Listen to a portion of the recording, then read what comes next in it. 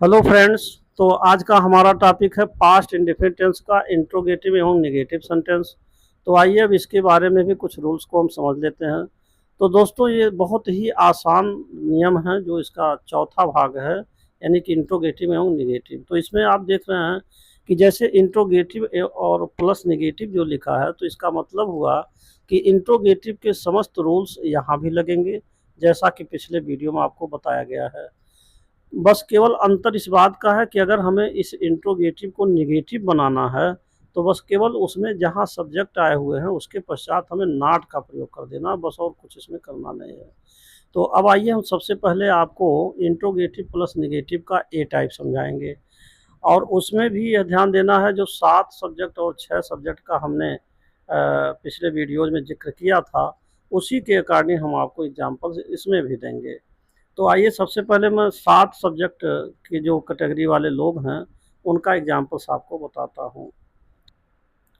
तो आइए अब समझते हैं कुछ उदाहरणों को। अब जैसे उदाहरण नंबर 1 आता है, अगर यह कहना हो कि क्या उसने अपना काम नहीं किया, तो इसका अंग्रेजी अनुवाद हो जाएगा did he not do his work. तो यहाँ आपने देखा कि डिड सबसे पहले आया, इसके बाद ही लगाया गया, और ही जो सब्जेक्ट आया है इसके तुरंत बाद नॉट का प्रयोग किया गया, और उसके बाद डू जो आता है वो आपका मुख्य क्रिया की फर्स्ट फॉर्म है। तो डिड ही नॉट डू और हिज वर्क। अब आइए आपको उदाहरण नंबर 2 बताते हैं।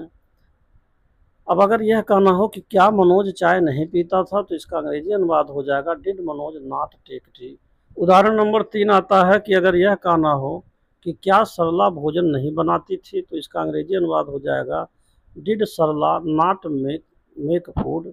उदाहरण नंबर 4 और अंतिम उदाहरण इस प्रकार है, अगर यह कहना हो कि क्या बच्चा दूध नहीं पीता था, तो इसका अंग्रेजी अनुवाद हो जाएगा did the child not drink milk. तो ये था आपका 7 सब्जेक्ट की कैटेगरी वाले लोगों का एग्जाम्पल।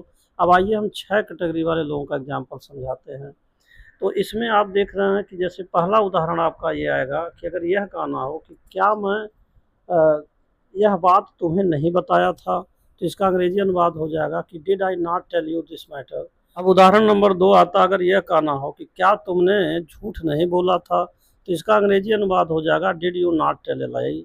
उदाहरण नंबर 3 आता है कि क्या हम लोग ताजमहल देखने नहीं गए थे, तो इसका अंग्रेजी अनुवाद हो जाएगा did we not go to see the Taj. उदाहरण नंबर 4 और अंतिम उदाहरण इस प्रकार हैं, अगर यह कहना हो कि क्या वे लोग अपना अपना काम नहीं किए थे, तो इसका अंग्रेजी अनुवाद हो जाएगा did they not do their work.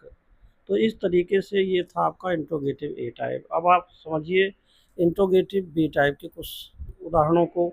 अब इसमें भी आपका 7 सब्जेक्ट की कैटेगरी वाले लोगों का एग्जाम्पल कुछ इस प्रकार हैं।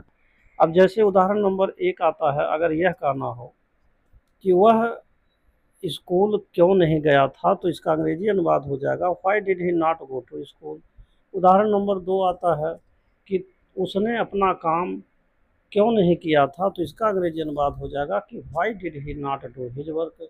उदाहरण नंबर 3 आता है, अगर यह कहना हो कि राजू ने अपना नाम क्यों नहीं बताया था, तो इसका अंग्रेजी अनुवाद हो जाएगा why did Raju not tell his name. अब आइए उदाहरण नंबर 4 समझते हैं। अगर यह कहना हो कि गाड़ी स्टेशन पर समय से क्यों नहीं आई थी, तो इसका अंग्रेजी अनुवाद हो जाएगा why did the train not arrive at the station in time.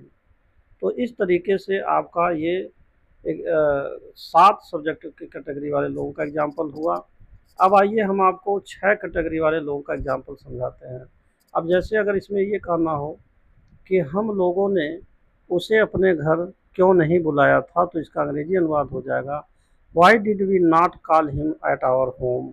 उदाहरण नंबर 2 आता है कि तुमने उसकी मदद क्यों नहीं की थी, तो इसका अंग्रेजी अनुवाद हो जाएगा why did you not help him. अब आइए उदाहरण नंबर 3 समझिए। जैसे उदाहरण नंबर 3 इस प्रकार है कि अगर यह कहना हो कि तुमने मेरी मदद क्यों नहीं की थी, तो इसका अंग्रेजी अनुवाद हो जाएगा why did you not help me. और उदाहरण नंबर 4 और अंतिम एग्जाम्पल इस प्रकार है कि अगर यह कहना हो कि बच्चों ने अपना अपना गृह कार्य क्यों नहीं किया था, तो इसका अंग्रेजी अनुवाद हो जाएगा why did the children not do their homework. तो दोस्तों इस प्रकार से आपने देखा कि इंट्रोगेटिव प्लस नेगेटिव ये दोनों ही वाक्यों के इंट्रोगेटिव ए टाइप और बी टाइप कैसे कैसे उदाहरण आएंगे मैंने आपको अच्छी तरीके से समझा दिया है, और मुझे आशा है कि आपको यह नियम समझ में आ गया होगा। तो दोस्तों, यह छोटा सा वीडियो आपको कैसा लगा, कमेंट में आपका इंतज़ार रहेगा। And thanks for watching this video.